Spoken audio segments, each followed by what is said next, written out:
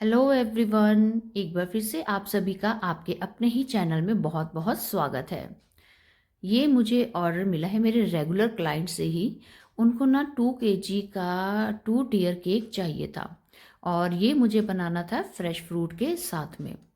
तो यहाँ पर 2 kg केक बनाने के लिए जो मैंने डिवीज़न की है वो मैंने ऐसे की कि जो मेरा बॉटम वाला केक है ना वो बन जाए लगभग 1 kg एंड 750 ग्राम का, और जो टॉप वाला केक है वो मेरा बन जाए 750 ग्राम का। क्योंकि मैं चाह रही थी ना कि जो मेरा टॉप वाला टियर है ना वो हाइट में ज़्यादा बड़ा लगे बॉटम वाले टियर के कंपैरेटिवली। तो यहाँ पर जो मैंने टिन साइज़ यूज़ किए हैं वो है मेरे 7 इंच एंड 5 इंच।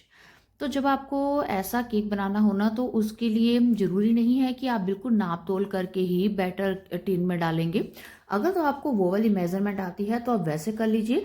अदरवाइज़ आप पूरा 2 किलो केक बनाने के लिए एक ही बार में बैटर रेडी कर लीजिए, और फिर उसको जब आप टिन में भरेंगे ना तो पहले आप छोटे वाले टिन में बैटर डालिए। क्योंकि इतना तो आपको आइडिया रहता ही है कि आप जितना टिन भरते हैं उससे डबल साइज़ में बनकर आपका स्पॉन्ज रेडी होता है।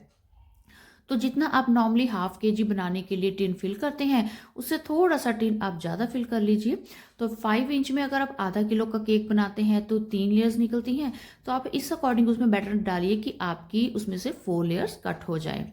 और जो मेरा बॉटम वाला था उसमें मैंने 3 स्पॉन्ज की लेयर्स जो है वो कट की हैं। और अब ये मुझे फ्रेश फ्रूट फिलिंग के साथ में ही बनाना था। इनके जितने भी ऑर्डर होते हैं ना वो सारे फ्रेश फ्रूट फिलिंग के साथ में ही बनते हैं। तो यहाँ पर जो भी सीजनल फ्रेश फ्रूट मेरे पास अवेलेबल थे वो मैंने सारे बीच में ऐड कर दिए हैं। और फ्रूट जो है वो मुझे टोटल इस केक में ऐड करना था 400 ग्राम। तो आपने देखा कि मैंने एक ही बार सारे बाउल में फ्रूट जो है वो रेडी कर लिया था। तो बस जब आप लगातार किसी एक फ्लेवर का केक बनाते हैं ना तो आपको इतना तो एस्टिमेट हो जाता है कि नीचे के केक में या ऊपर वाले केक में आपने कितना फ्रूट ऐड करना है। अगर आपको अभी आप बिगिनर हैं, आपको आइडिया नहीं है, तो आप 1.5 kg एंड ½ kg के अकॉर्डिंग दो अलग अलग बॉल्स में आप फ्रूट अपने पास रख लीजिए और फिर उसको फिल कर लीजिए। तो इससे क्या है कि आपका एक तो बैलेंस भी रहेगा और आपको बाद में मुश्किल भी नहीं आएगी। तो अब आपने देखा कि जो बॉटम वाला मेरा टियर था मैंने उसमें सारा फ्रूट फिल कर दिया है, क्रम कोटिंग कर दी है।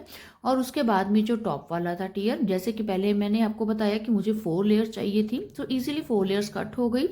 और जैसे मैंने नीचे वाले केक की क्रम कोटिंग की है वैसे ही सारी मैंने ये टॉप वाले केक की भी क्रम कोटिंग का काम कर दिया।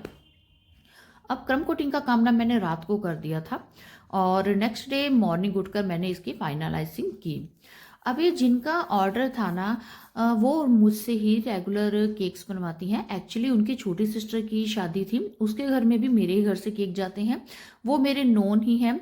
मैं भी उस शादी में इनवाइटेड थी। तो पहले तो मुझे लगा कि वो वेडिंग कपल से केक कट करवा रहे हैं, बट बाद में उन्होंने मुझे बताया कि उनके पेरेंट्स की एनिवर्सरी है। जैसे आज उनकी छोटी बेटी की शादी है और नेक्स्ट डे ही ना उनके पेरेंट्स की एनिवर्सरी है।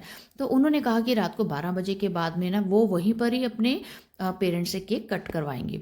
तो बस इस अकॉर्डिंग ही मुझे ये जो केक है ना सोबर सी लुक में बनाना था। तो यहाँ पर देखिए पहले जो टॉप वाला केक है ना उसको मैंने क्रम कोटिंग कर लिया, फिर बाद में मुझे लगा कि इसके नीचे ना हम एक केक कार्ड इंसर्ट कर देते हैं। तो यहाँ पर मैंने केक कार्ड की जगह पर ना केक बोर्ड का ही यूज़ किया है, 5 इंच का। और उसमें मैंने एक बीच में होल कर लिया और फिर उसको क्लिंग रैप कर दिया। देन उसके ऊपर मैंने गनाश लगा दिया था।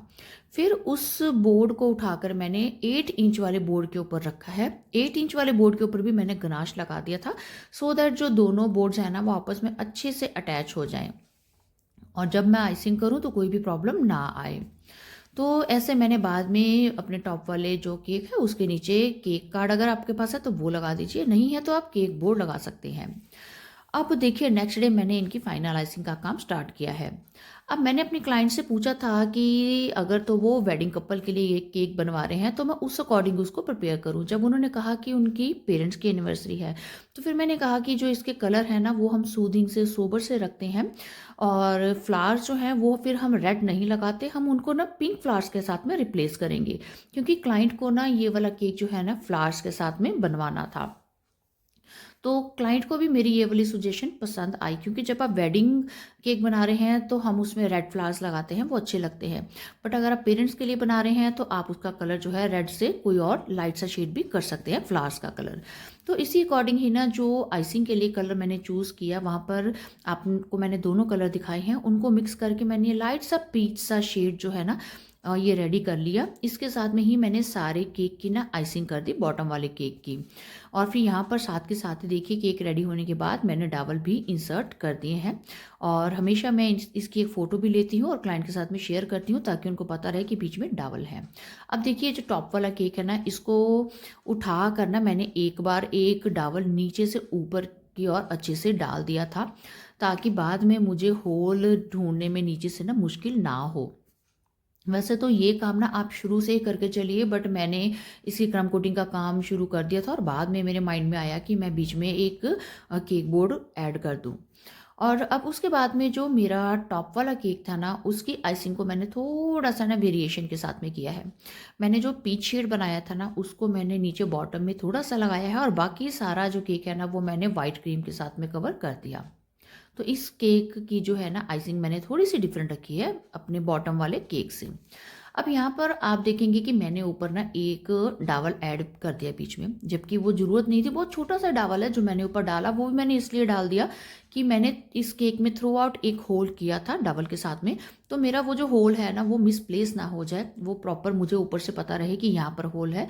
इसलिए मैंने छोटा सा डावल का पीस ना इसलिए बीच में डाल दिया, ताकि मैं आइसिंग भी कर लूँ और मेरा होल भी अपने प्लेस पर रहे। तो अब यहाँ पर इस केक की फाइनल आइसिंग भी मैंने कंप्लीट कर दी है। फिर फाइनल आइसिंग करने के बाद में ना आप केक की स्टैकिंग करने से पहले ज़रूर से ही ना अपने दोनों केक्स को अच्छे से चिल्ड होने दीजिए। आपके पास टाइम है तो चाहे आप 3 से 4 घंटे भी इनको फ्रिज में रहने दीजिए। बट अगर आपके पास टाइम नहीं है तो कम से कम 1 घंटा तो ज़रूर आप दोनों केक को रेस्ट दीजिए फ्रिज में, सो दैट इसकी जो आइसिंग है वो अच्छे से सेट हो जाए, क्रीम थोड़ी सी ड्राई फॉर्म में हो जाए केक की। उसके बाद में ही आप स्टैकिंग कीजिए। अब यहाँ पर भी ना मैंने 2 बीच में डावल इंसर्ट कर दिए हैं। अब देखिए जब मेरे केक अच्छे से सेट हो गए थे, काफ़ी टाइम बाद मैंने इनकी स्टैकिंग की है।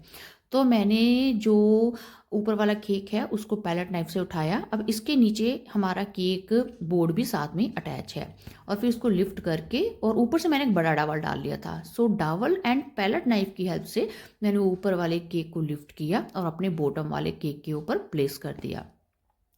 थोड़ी सी क्रीम एक साइड से डिस्टर्ब हुई थी पैलेट नाइफ के कारण, उसको मैंने धीरे से दोबारा क्रीम लगाते हुए अच्छे से सेट कर दिया है। तो फिर मैंने केक की स्टैकिंग करके ना इसको फिर शाम तक के लिए फ्रिज में छोड़ दिया।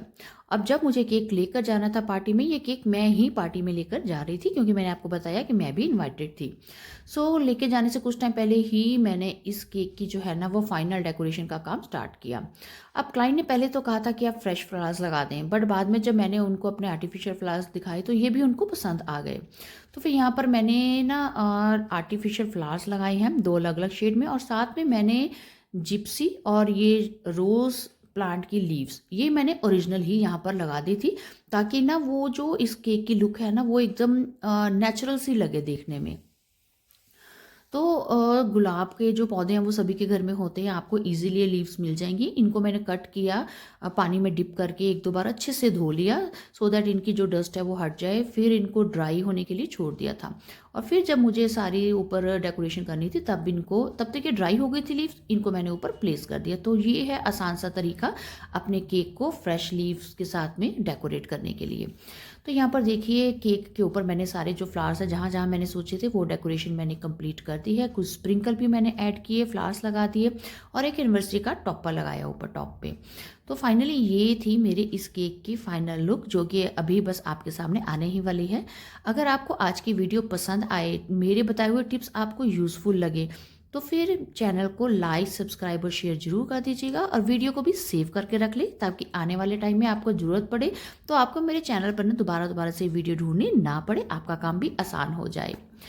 तो आज का ये जो केक है मैंने बनाया, मुझे बेहद पसंद आया। देख कर ना एक बार मन को बड़ी ही खुशी हुई।